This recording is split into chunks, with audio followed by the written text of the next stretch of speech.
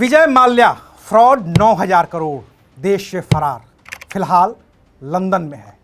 Nirav Modi fraud 13,500 crore रुपए, देश से फरार, फिलहाल ब्रिटेन में है। और अब कमलेश ऋषि अग्रवाल फ्रॉड 22,842 करोड़, देश से फरार, फिलहाल सिंगापुर में बताया जा रहा है।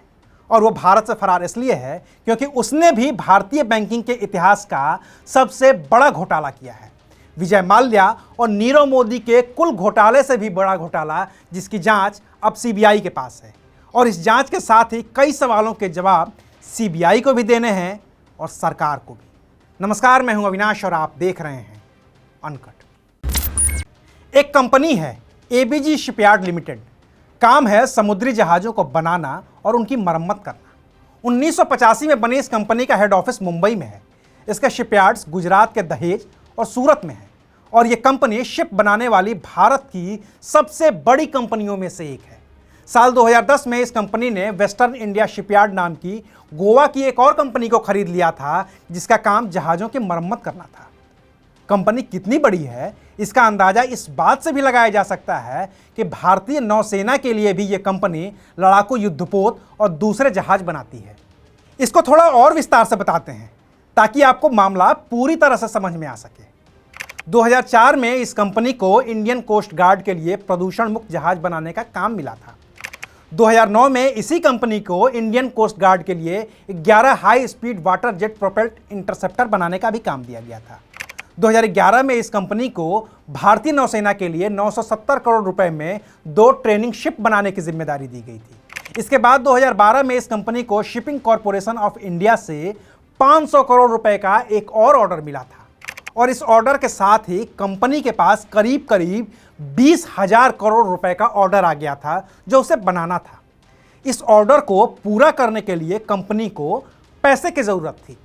और इसके लिए कंपनी ने अप्रैल 2012 से जुलाई 2017 के बीच अलग अलग कुल 28 बैंकों से 22,842 करोड़ रुपए का कर्ज लिया।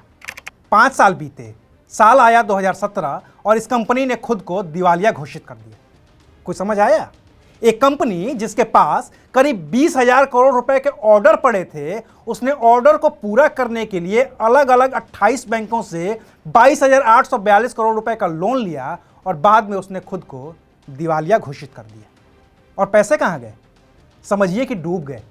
एबीजी शिपयार्ड और उसकी ही एक और company ABG international private limited ने इन पैसों को बैंकों से लिया और फिर उस पैसे को विदेश भेज दिया, वहाँ प्रॉपर्टी खरीद ली, एक कंपनी से दूसरी कंपनी में पैसे ट्रांसफर कर दिए और जिस कंपनी ने लोन लिया उसने खुद को दिवालिया घोषित कर दिया। अब ये मामला खुला कैसे, तो उसकी भी कहानी दिलचस्प है।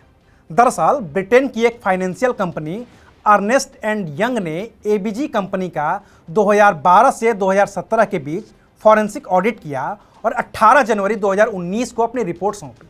बैठक में वो सभी बैंक मौजूद थे जिन्होंने एबीजी कंपनी को लोन दिया था। पता चला कि एबीजी ने सभी बैंकों के साथ धोखा कर दिया है। फिर फ्रॉड आइडेंटिफिकेशन कमेटी बनी। 19 जून 2019 को इस कमेटी की मीटिंग हुई और उसी मीटिंग में इसे बैंक फ्रॉड करार दिया गया। एबीजी को जो लोन मिला था उसके लिए बैंकों ने एक कंसोर्टियम बनाया था, ग्रुप बनाया था। इसका लीड बैंक आईसीआईसीआई था। इसके अलावा दूसरा बड़ा बैंक आईडीबीआई था। उस कंसोर्टियम में एसबीआई भी था। और चूंकि ये एक सरकारी बैंक था तो इसने केस दर्ज करवाने की पहल की। एसबीआई ने 8 नवंबर 2019 को सीबीआई को शिकायत दर्ज करवाई कि फ्रॉड हुआ है और सीबीआई इसकी जांच करे। लेकिन सीबीआई ने इतने बड़े मामले में करीब 3 महीने बाद एसबीआई से सफाई मांगी। यह सफाई 12 मार्च 2020 को मांगी गई थी, जिसमें एसबीआई ने बताया था कि कैसे शिपयार्ड कंपनी 2015 से ही घाटे में जाने लगी थी और उसके पास ऑर्डर आने बंद हो गए, जिसकी वजह से वो लोन नहीं चुका पाई और उसने खुद को दिवालिया घोषित कर दिया। 2016 में ही इस कंपनी का लोन एनपीए में चला गया। लेकिन फिर पता चला कि इस कंपनी ने जो पैसे बतौर लोन लिए हैं, उन पैसों का इस कंपनी ने दुरुपयोग किया है और पैसे विदेश भेज दिए हैं, दूसरी कंपनियों में ट्रांसफर कर दिए हैं और बैंकों का भरोसा तोड़ दिया है। एसबीआई की सीबीआई को दी गई सफाई के बाद 25 अगस्त 2020 को एसबीआई ने फिर से सीबीआई को शिकायत दर्ज करवाई।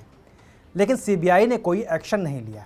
करीब 1.5 साल के बाद सीबीआई की नींद खुली और उसने 7 फरवरी 2022 को इस पूरे मामले में एबीजी कंपनी के चेयरमैन ऋषि कमलेश अग्रवाल के अलावा तत्कालीन कार्यकारी निदेशक संथानम मुथारस्वामी, निदेशकों अश्विन कुमार, सुशील कुमार अग्रवाल और रवि मिवल नेवतिया के साथ ही एबीजी शिपयार्ड और एबीजी इंटरनेशनल प्राइवेट लिमिटेड के खिलाफ आपराधिक साजिश, धोखाधड़ी, आपराधिक विश्वासघात और आधिकारिक दुरुपयोग जैसे अपराधों के लिए मुकदमा दर्ज कर लिया है।